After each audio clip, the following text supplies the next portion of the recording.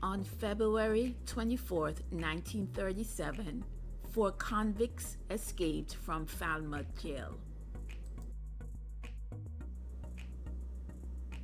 The four were transported from General Penitentiary to Falmouth as witnesses for the defense in a case.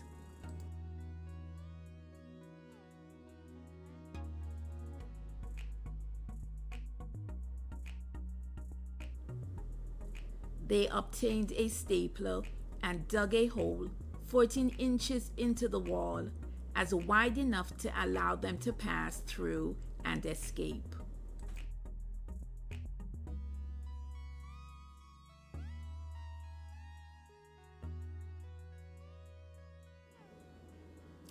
As of the date of escape, only one had been recaptured, while the other three, considered most dangerous, remained at large.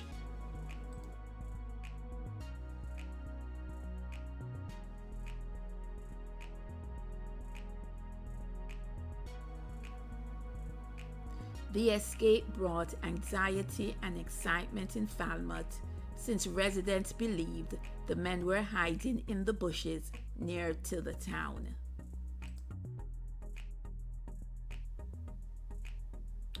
During the whole session of court, the prisoners were allowed and given police trouble, so it was believed that disturbance was a sign of things to come.